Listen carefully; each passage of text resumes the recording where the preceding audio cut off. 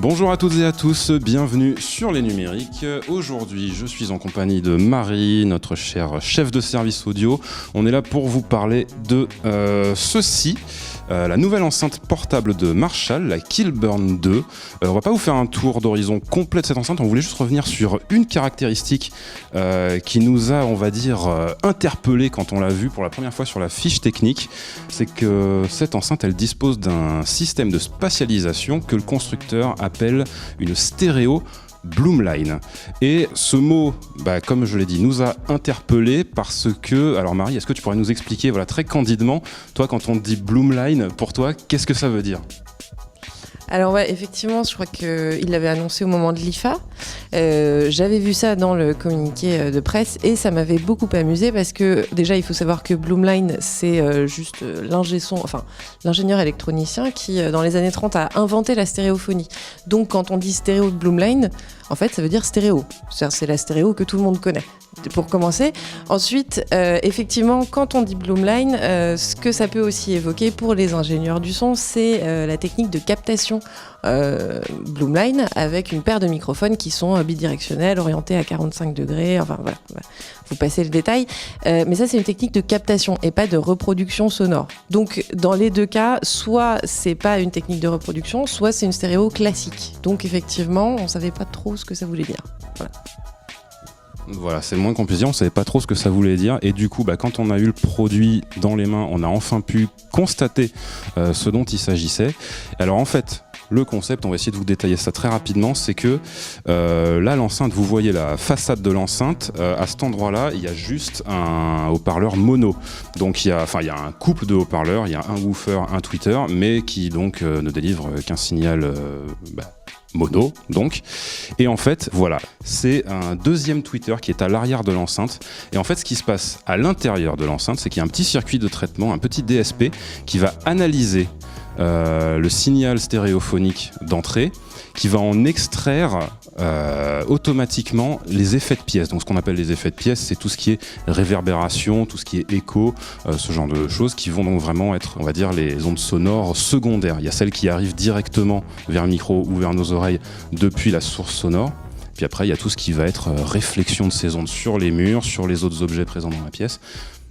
On va appeler ça du coup les effets de pièces. Et donc ces effets-là vont être émis par l'arrière de l'enceinte. Et là, l'objectif, en fait, c'est s'il y a un mur derrière l'enceinte, que ces effets soient réfléchis sur ce mur, soit aussi qu'il y ait une réfraction, en fait, qui se passe au niveau de ce mur, qui va permettre donc aux effets de remplir toute la pièce d'écoute dans laquelle on est et de donner potentiellement une image sonore un peu plus profonde, un peu plus réaliste.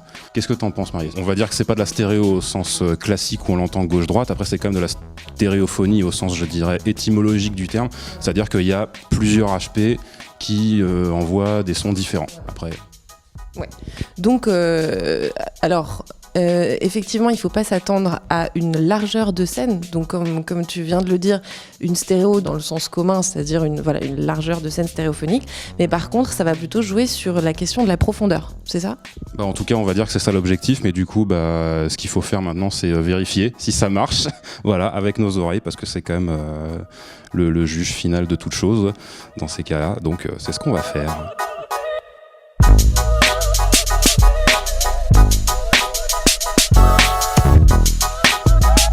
Alors maintenant qu'on a consciencieusement écouté, qu'est-ce qu'on en a pensé, mon cher Florian ? Toi qui l'as écouté encore plus que nous, puisque c'est toi qui as rédigé le test, n'est-ce pas ? Oui, effectivement, c'est moi qui ai rédigé ce test et j'ai été en fait très agréablement surpris. En fait, j'ai été surtout surpris, on va dire, par l'algorithme du coup de détection des effets de pièces qui marche vraiment pas mal. C'est ce que la séparation, on va dire, les signaux qui sont envoyés par le Twitter IR sont vraiment pertinents. Et le fait est que, à l'oreille, on entend effectivement une profondeur de scène qu'on n'a vraiment pas l'habitude d'entendre de la part d'une enceinte monophonique. Parce que par définition, le mono, ça donne normalement zéro profondeur de scène. Et là, il y en a un petit peu.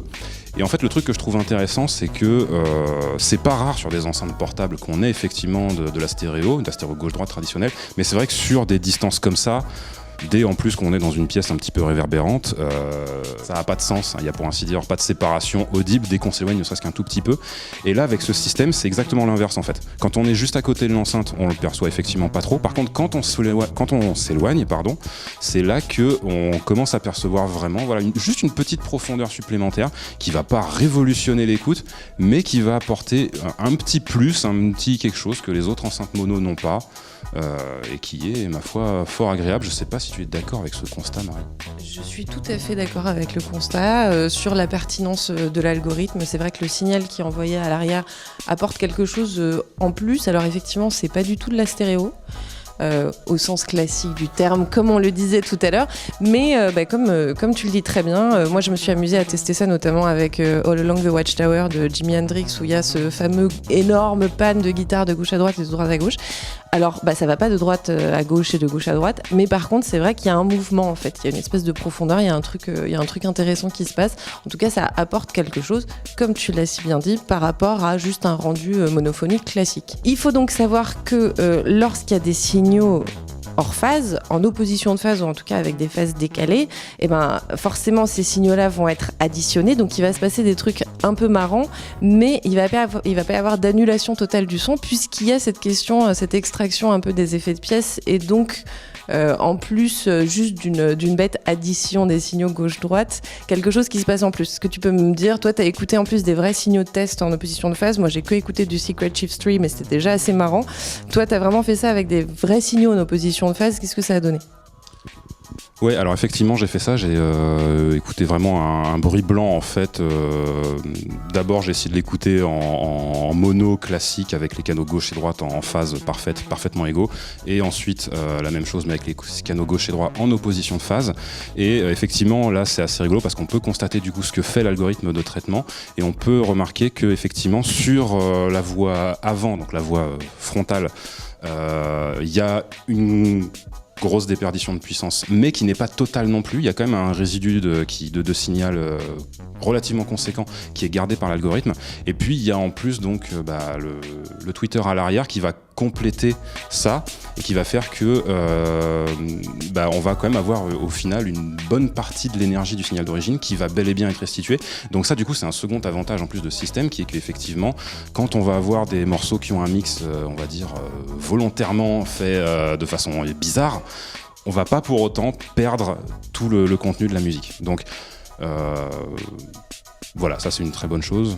Si on me permet de sauter un petit peu du coq à l'âne, on va aussi préciser du coup que évidemment le rendu dépend beaucoup de l'espacement entre le mur arrière et l'enceinte. C'est sûr que si je la mets en plein milieu d'une pièce, l'effet va plus trop marcher, hein, donc et de l'acoustique de la pièce et du taux de réverbération du mur, c'est-à-dire que si vous la mettez devant un tapis mural, je sais pas, il y a des gens qui ont encore des moquettes murales, ça fonctionnera vachement moins bien, hein, forcément. Surtout que, alors, d'autant plus que ce sont des signaux très aigus qui sont envoyés vers l'arrière et ces fréquences-là sont absorbées très rapidement, contrairement à des fréquences basses. Donc effectivement, le but c'est quand même de la mettre déjà assez proche, mais pas trop non plus, d'un mur, et en plus de quelque chose de réverbérant. Voilà.